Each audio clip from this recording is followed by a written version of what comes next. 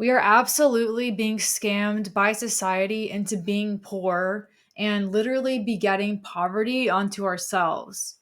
We are literally born into an abundant planet with infinite resources, yet somehow we've been tricked into this scarcity mindset that there isn't enough for every single person. And in doing so, society has harvested our life force, our soul, our energy. It seems that everything is a scam. The institution of marriage is no longer viable. The 9 to 5 keeps you just over broke. The poverty mindset prevails, and the elites have complete control.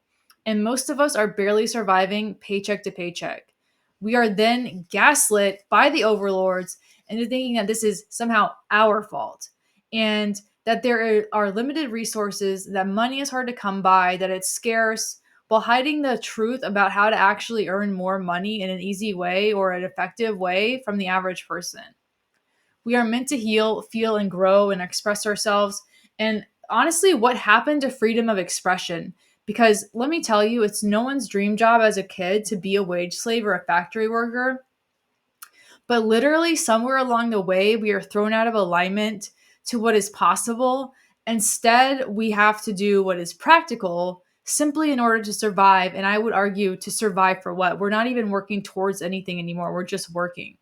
At least that's what society seems to have been designed to do. And if you're new here, my name is Shelby. I exist and I make stuff. These videos are a way for me to grow as a person and share my art with the world. So please subscribe to this video or to this channel. Like and comment. Check out the links below. My Instagram has all my art on it if you're interested in that. So, anyway, you have to ask that, when did life become about being instead of doing? It seems like the only thing we can be in the society is in a constant state of exhaustion, which, by the way, makes us better consumers.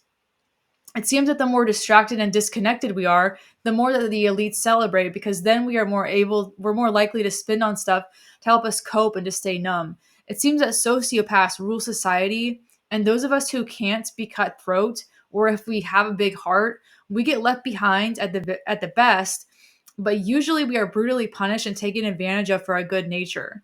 There's no time for fun and friendship, it seems, and doing anything these days costs valuable money and time. It seems like even when you just leave the house, it costs like $100. Maybe you could go to the park or listen to the radio. At best, you can doom scroll. Honestly, my FYP is so full of negativity and conflict that I never search for. It's actually crazy. Capitalism has made a system that requires participation in the very systems that oppress us simply to have us have a chance of one day living on your terms, 40 years in the future. Honestly, if I could go back in time and somehow prevent my parents from ever meeting, I probably would. Not to say that I'm going to unalive myself or anything like that, but never existing at all seems pretty much like the best plan, because literally I have nothing to show for following this life script and doing all the quote right things. It's kind of like when we're kids, we grow up thinking that Santa is real, and then it's all downhill from there when we find out the truth. This life is just a fucked up game, and none of what we are told to believe about it is actually real, just like Santa. We're waking up to a childish reality that we've been lied to. To be honest, I've always disliked existing, even as a kid.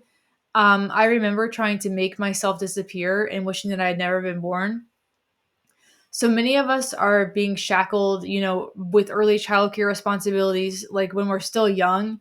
And I think that having kids too young perpetuates a cycle of poverty. Back in the olden days, women who exerted autonomy over their bodies and over their choices of partner were labeled as witches and burned at the stake. And in a way, witch hunts never really ended. They only changed form, from burning outliers of society at the stake to excommunicating them from employment and from the dating pool and just treating them like shit in general. Honestly, I feel like society is drunk driving and I've been bound and gagged and tossed in the trunk. We were given the blueprint with no materials to build and a map for the wrong territory. People can blame OF performers or SW performers all they want, but there is no incentive to earn money ethically in late stage capitalism. It's interesting that people who defend capitalism often have very low capital at the end of the day. Maybe one day they will realize that it isn't going to one day flip in their favor just because they worked their whole lives away. We see all the time factory workers getting denied their pension. And at the same time, when we see people that are managing to succeed, we do sometimes assume that this person has had unfair advantages or that they never had any opposition. And I know the more that I step forward and the more that I put myself out there, the more I get called out or torn down for unpopular opinions or difficult takes. And I would rather deal with the problem of internet hate than I would the problem of hiding in my room with no way out and having no one to see me or challenge me at all. It cannot be our destiny to struggle. And yet the truth of the matter is that there truly is such a thing as bad luck or life altering tragedy. And we cannot discount that at all because not everything that happens to you makes you stronger. Some things leave damage that can never heal. No one brings a child into this world expecting the worst. But I think it's something to anticipate if you ever decide to become a parent. Yet, if you decide to have kids, you need to understand that you can do everything right and still not control the outcome. I've seen so many people from my decent neighborhood end up on you know what, or arrested, or even unalived because of their bad choices. Your kids could end up disabled, wind up in illegal activities no matter what you decide to do. And if you avoid getting married young and having kids, it might put you ahead of the curve in most cases. Because honestly, most marriages end up in divorce anyway. We also live in a world that seems for some reason to punish top performers and with more work instead of actual compensation. I think that quiet quitting is just a natural reaction to being given work we were not paid to do. And interestingly enough, poverty is actually a culture and language unto itself. The way we speak reveals our net worth in ways that we can't always see. I think that words are windows into our belief system. Whatever we speak about and complain about, we speak life into, and it will begin to manifest. When you focus on what you can't control, or what you don't have, or what you can't afford, you only attract more of what you don't want, which is scarcity and lack.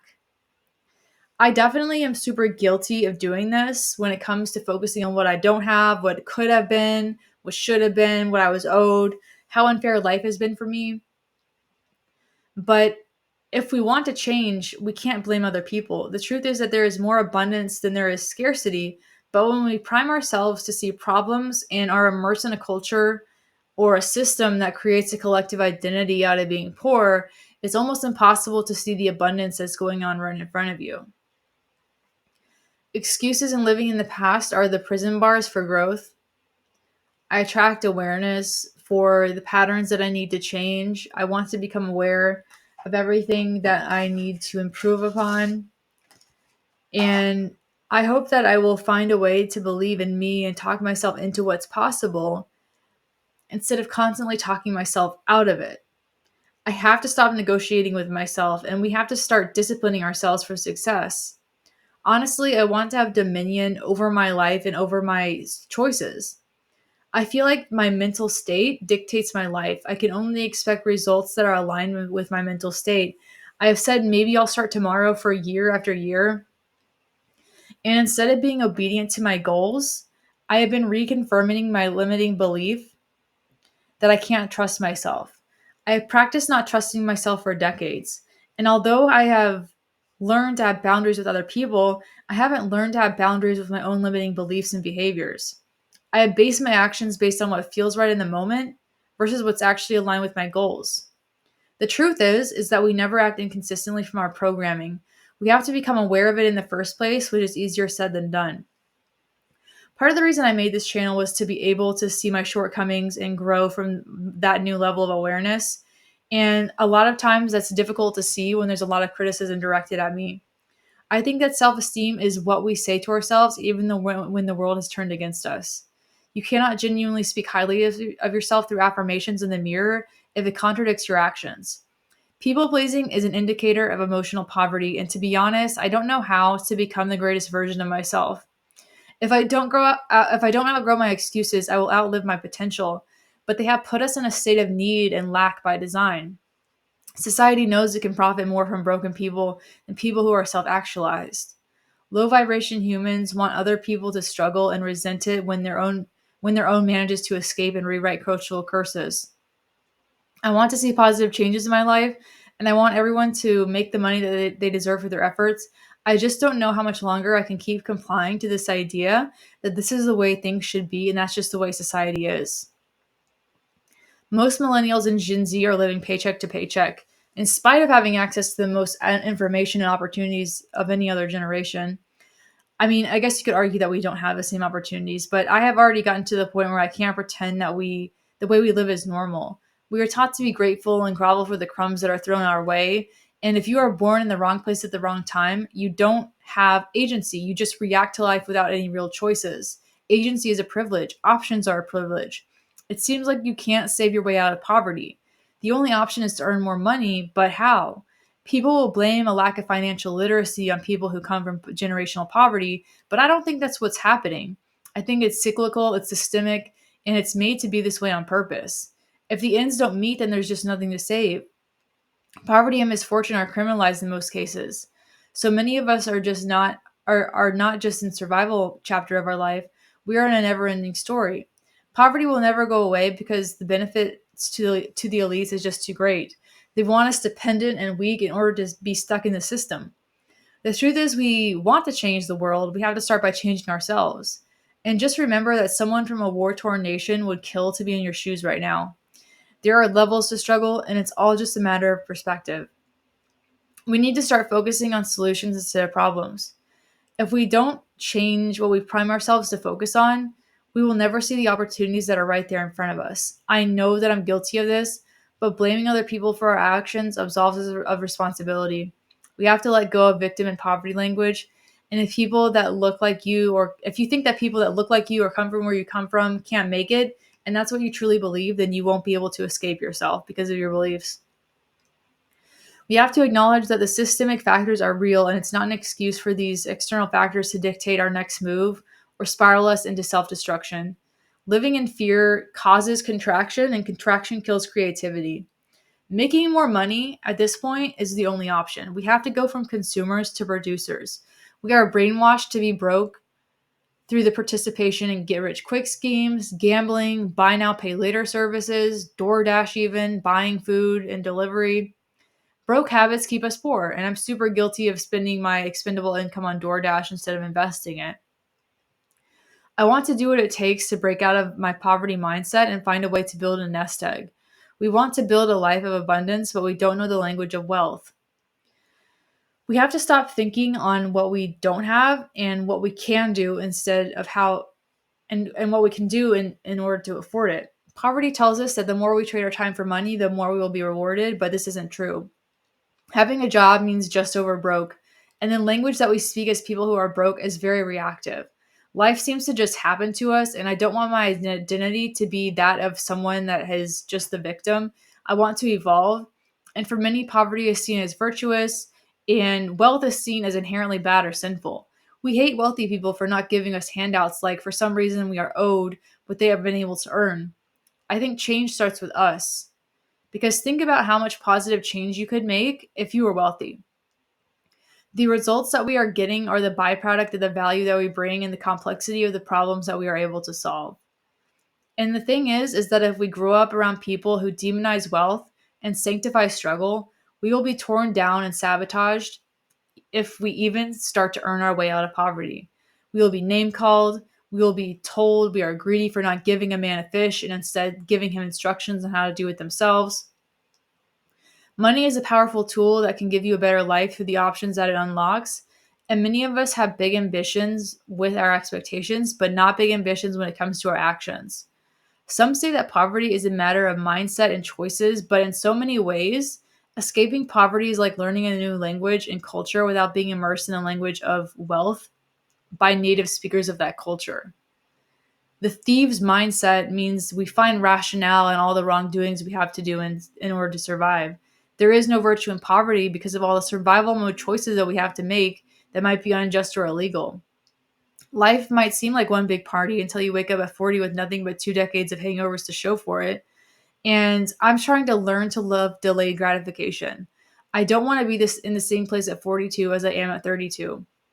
In the last 10 years, hardly anything has really changed in my life, and I honestly have nothing to show for it. I don't know what my future holds, but I know I don't want to be poor. And they say in Chinese that who is pitiful is deserving of hatred. That means if you identify with the sob story, there's probably a reason you are in that situation. I know I'm guilty of identifying with my difficulties of my past, and it's no one's responsibilities to save me but mine, and we have to be our own hero. Wealthy people make small daily decisions over years and decades that compound into success, and at the very least, I have managed to avoid toxic relationships, kids with the wrong person, and substance abuse. And it seems like likability and charisma are the real money makers. Those of us that don't have those things are often punished, even if we are able to do the task at hand better than anyone else. Instead of looking for an exit to blame other people, we must think about what we can do to affect our situation for the better. People will often tell you to not forget where you come from or that you have changed since becoming successful. Your growth triggers your insecurities and discomfort, so people don't want you to exceed the level that you were at when they first met you. It's difficult when you start to succeed because people who were your friends when you were at one point will try to tear you down and keep you there as you begin to ascend because they were never really true friends in the first place. And this is a typical difficult thing to discover. I've often felt old since I've turned 20 years old, and I want to use the next 10 years to feel younger and more vibrant than I ever have. And I know that I couldn't do this without you guys. I just wanted to say thank you again for watching my channel and participating. If you wanted to check out my art, you can check out my Instagram. I'm about to relaunch my Shopify as well. So the links for that will be in the description below. So thank you guys. Follow me on IG, subscribe to the channel, leave your comment, and talk about what you think about this video. And I really appreciate you guys, of course. And I can't wait to see you guys in the next video. This is Shelby. I exist and I make stuff. And peace out.